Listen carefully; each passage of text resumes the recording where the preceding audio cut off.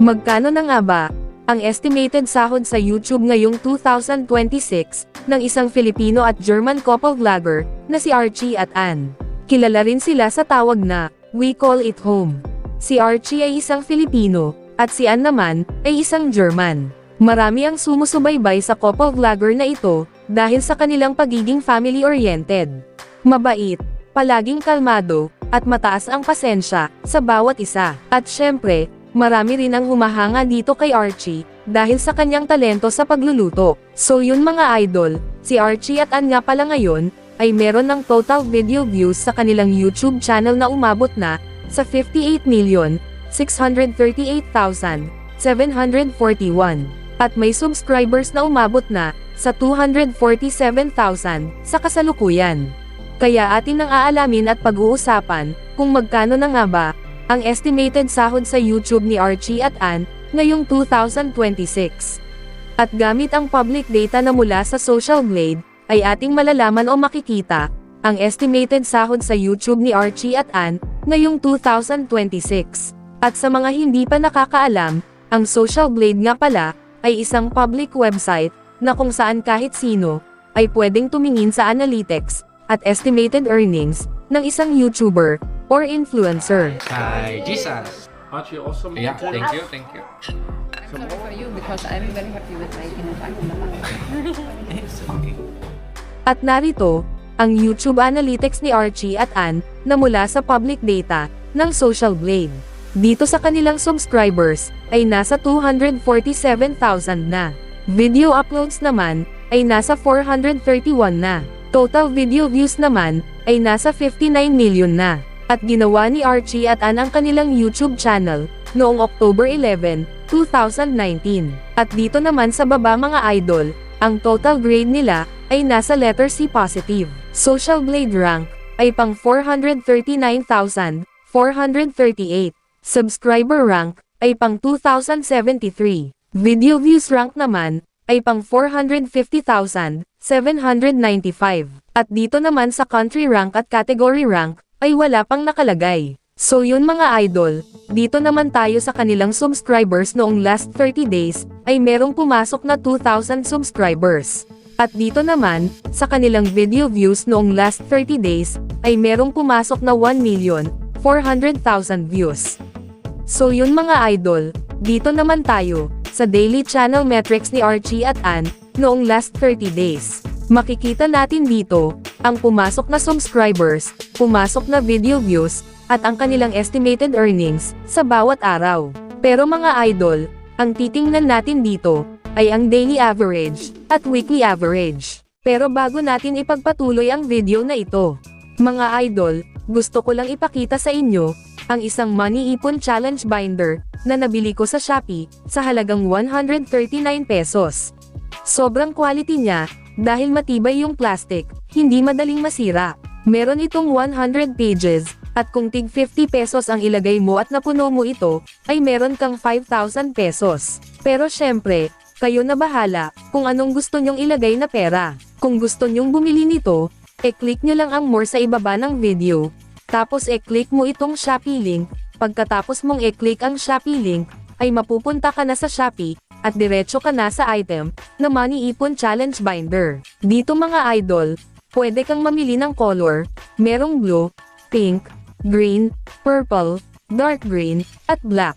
At kung meron ka nang nagustuhan na color, e-click mo lang ang buy.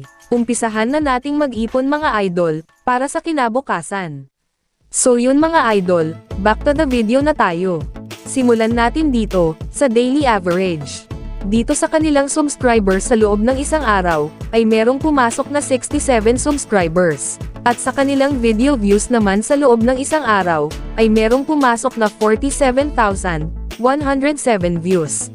At dito naman, sa kanilang estimated earnings sa loob ng isang araw, simula dito sa lowest, ay merong pumasok na $47 hanggang sa highest na umabot ng $94.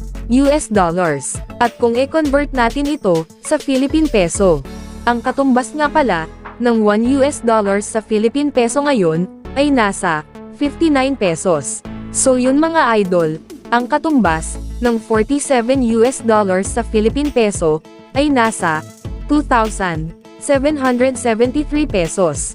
Ito ang kanilang posibleng kikitain sa loob ng isang araw, sa lowest estimated earnings. At ang katumbas naman, ng $94 sa Philippine peso, ay nasa 5,546 pesos. Ito naman, ang kanilang posibleng kikitain sa loob ng isang araw, sa highest estimated earnings. So yun mga idol, dito naman tayo, sa weekly average. Dito sa kanilang subscriber sa loob ng isang linggo, ay wala pang nakalagay. At sa kanilang video views naman sa loob ng isang linggo, ay merong pumasok na 48,673 views. At dito naman, sa kanilang estimated earnings sa loob ng isang linggo, ay merong pumasok na $341 hanggang sa highest na umabot ng $681. At kung i-convert natin ito sa Philippine peso, ang katumbas ng $341 sa Philippine peso ay nasa 20,119 pesos. Ito ang kanilang posibleng kikitain sa loob ng isang linggo, sa lowest estimated earnings. At ang katumbas naman, ng $681 sa Philippine peso, ay nasa 40,179 pesos. Ito naman, ang kanilang posibleng kikitain sa loob ng isang linggo, sa highest estimated earnings. So yun mga idol, dito naman tayo, sa monthly estimated earnings. At uulitin ko lang mga idol, ang impormasyon na inyong nakikita, ay isang estimated earnings lamang. So yun mga idol, simula dito sa lowest, ay merong pumasok na $1,400 hanggang sa highest na umabot ng $2,800. At kung i-convert natin ito sa Philippine peso, ang katumbas ng $1,400 sa Philippine peso ay nasa 82,600 pesos. Ito ang kanilang posibleng kikitain sa loob ng isang buwan, sa lowest estimated earnings. At ang katumbas naman, ng $2,800 sa Philippine peso, ay nasa 165,200 pesos. Ito naman, ang kanilang posibleng kikitain sa loob ng isang buwan, sa highest estimated earnings. Ngunit sinasabi ko na sa inyo mga idol, ang impormasyon na inyong napapanood, ay isang estimated earnings lamang. At kung napapaisip kayo, kung saan nanggaling, ang lowest estimated earnings at highest estimated earnings, nagmula po yan sa RPM, or revenue per 1,000 views, na $1 at $2. At narito po ang computation, based sa pinakita sa public data, ng Social Blade.